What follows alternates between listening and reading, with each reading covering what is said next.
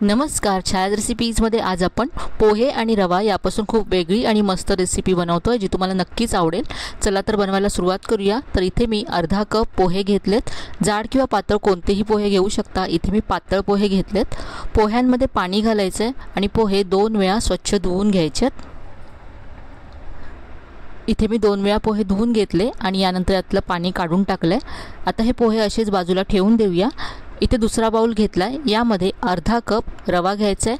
इथे जाड किंवा बारीक कोणताही रवा तुम्ही घेऊ शकता। रव्यामध्ये आता पाणी घालायचं आहे। इथे पाव कप पाणी घेतले मी। इथे आपल्याला रवा भिजेल इतकं पाणी यामध्ये घालायचं आहे।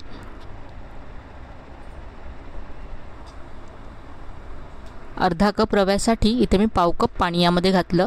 रवा छान भिजलाय पहा, यापेक्षा जास्त पाणी घालायचं नाहीये। आता पोहे आणि रवा दोन्ही आपण असंच 5 मिनिटं बाजूला ठेवून देऊया, म्हणजे पोहे सुद्धा सॉफ्ट होतील आणि रवा सुद्धा आपला छान फुलेल। इथे आता 5 मिनिटं झालेत, तर एका दुसऱ्या बाउलमध्ये मी पोहे आणि रवा दोन्ही काढून घेते। खूप सोपी पण तितकीच चमचमीत अशी रेसिपी आहे। पोहे रवा दोन्ही या बाउलमध्ये काढून घेतले। आता हे आपण छान असं मिक्स करून घेऊया। हातानेच मी हे एकत्र करून घेते। हे व्यवस्थित मिक्स केल्यानंतर यामध्ये आपण भाज्या घालूया। तर इथे मी किसलेलं गाजर घातलंय, यानंतर बारीक चिरलेली शिमला मिरची घातली, बारीक चिरलेला कांदा घातलाय, यानंतर इथे मी 1 मोठा चमचा फ्रोझन मटार घातलाय। तुमच्याकडे जर मटार नसेल तर तुम्ही इथे स्वीटकॉर्नचे दाणे घालू शकता, किंवा मग तुम्ही शेंगदाणे भाजून त्याचं जाडसर कूट करून इथे घातलं तरी खूप छान लागतं। तुमच्याकडे जर कच्चे मटार असेल तर तुम्ही थोडासा वाफवून यामध्ये घाला, आणि भाज्यांचं प्रमाण तुमच्या आवडीप्रमाणे तुम्ही इथे कमी जास्त करू शकता। याचबरोबर बारीक चिरलेला कोबी सुद्धा इथे तुम्ही घालू शकता। इथे आता मी आलं आणि लसूण इथे किसून घातलं। 4 ते 5 लसणाच्या पाकळ्या आणि अर्धा इंच आलं मी घेतलं होतं। यानंतर बारीक चिरलेली हिरवी मिरची घातली। 1 चमचा इथे चिली फ्लेक्स घालायचे आहेत। चिली फ्लेक्स नसतील तर तुम्ही लाल तिखट घातलं तरी चालेल। पाव चमचा हळद घातली। अर्धा चमचा इथे मी आमचूर पावडर घातली आंबटपणासाठी। आमचूर पावडर नसेल तर तुम्ही इथे 1 चमचा लिंबाचा रस घालू शकता, किंवा 1 चमचा दही घातलं तरी चालेल। यानंतर अर्धा चमचा धनेजिरे पूड घालायची आहे। यानंतर यामध्ये चवीप्रमाणे मीठ घालायचं आहे आणि भरपूर बारीक चिरलेली कोथिंबीर घालायची आहे। आता हे सगळं मिक्स करून घेऊया। यामध्ये आता अजिबात पाणी घालायचं नाही आहे। पोहे आणि रवा आपण भिजवून घेतलं होतं, त्यामुळे त्याच ओलसरपणामध्ये हे मिक्स करून घ्यायचं आहे। त्याबरोबरच यामध्ये आपण कांदासुद्धा घातला, त्यालासुद्धा पाणी सुटतं। हे सगळं छान असं एकजीव करायचं आहे आणि मळून घ्यायचं आहे। तर हे मिश्रण आपलं तयार आहे। याची आपण आज वडे किंवा टिक्की बनवणार आहोत। त्याआधी आपण टोमॅटोची वेगळी आणि मस्त अशी चटणी तयार करूया। तर इथे मिक्सरचं भांडं घेतलं आहे, यामध्ये 1 मोठ्या आकाराचा टोमॅटो मी घातला आहे। इथे आता 1 मोठा चमचा भाजलेली चण्याची डाळ घालायची आहे। 2 लसणाच्या पाकळ्या घातल्यात, थोडीशी चिंच घातली, चवीप्रमाणे मीठ घातलं। आता पाणी न घालताच ही चटणी वाटून घ्यायची आहे। टोमॅटोमध्ये भरपूर प्रमाणामध्ये पाणी असतं, त्यामुळे पाणी घालायची गरज नाही आहे। ही चटणी मी बाउलमध्ये काढून घेतली आणि मिक्सरच्या भांड्यामध्ये थोडंसं पाणी घालून ते सुद्धा यामध्ये काढून घेतलं। आता चटणीवरती फोडणी घालूया। इथे 1 चमचा तेल गरम करून घेतलं आहे, त्यामध्ये पाव चमचा मोहरी घातली आणि थोडासा कढीपत्ता घातला। तर ही फोडणी तयार आहे। ही तयार फोडणी चटणीवरती घालायची आहे। या फोडणीमुळे आपली चटणी आणखीनच खमंग होते। तर ही वेगळी अशी टोमॅटोची चटणी तयार आहे। आपण जे वडे बनवणार आहोत त्याबरोबर ही खूपच छान लागते। चटणी तयार आहे। आता आपण पुढची कृती करूया।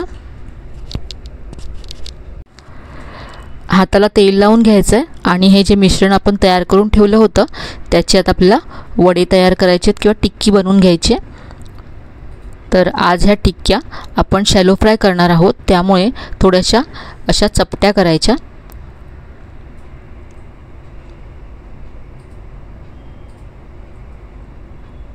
इथे मी अशी एक टिक्की बनवून घेतले. आणखी एक बनवून घेऊया. खूपच कमी तेलामध्ये ही रेसिपी तयार होते आणि चवीला तर खूपच छान लागते. आणि साहित्य इथे आपण सगळं घरी उपलब्ध असेल असंच वापरलं आहे. त्यामुळे संध्याकाळच्या वेळेस तुम्हाला काहीतरी चटपटीत खायचं असेल तर घरच्या साहित्यामध्ये तुम्ही अगदी पटकन हे वडे तयार करू शकता. तर इथे पहा, आणखी एक मी तयार करून घेतलं आहे. तर अशा सगळ्या मिश्रणाचे इथे मी वडे तयार करून घेतलेत. आपण जे साहित्य घेतलं त्यामध्ये माझ्या इथे 8 टिक्क्या तयार झाल्यात.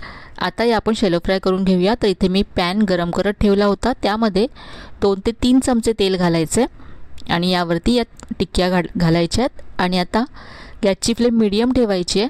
मीडियम फ्लेमवरतीच या अगदी क्रिस्पी होईपर्यंत आपण फ्राय करून घेऊया. इथे एका बाजूने फ्राय झाल्यानंतर मी उलटून घेते.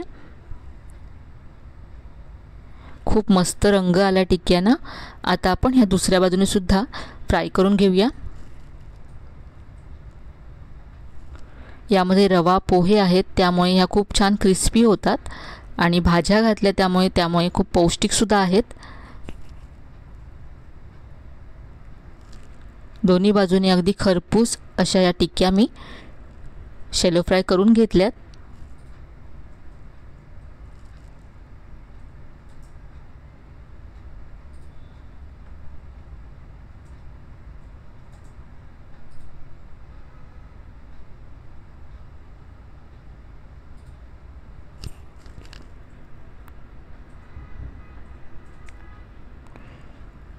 या टिक्क्या आता तयार आहेत.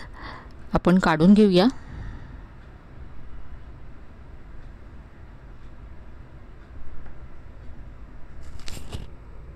आपण जी चटणी बनवली त्याबरोबर ह्या टिक्क्या खूपच मस्त लागतात. तुम्ही टोमॅटो केचप बरोबर सुद्धा सर्व करू शकता. इथे आपल्या सगळ्या टिक्क्या फ्राय करून तयार आहेत. खूपच मस्त अशी रेसिपी आहे. तर ही आपली चटणी आणि याबरोबर या अगदी चटपटीत अशा टिक्क्या ज्या आपण पोहे आणि रवा यापासून बनवल्यात. इथे मी तुम्हाला एक टिक्की तोडून दाखवते.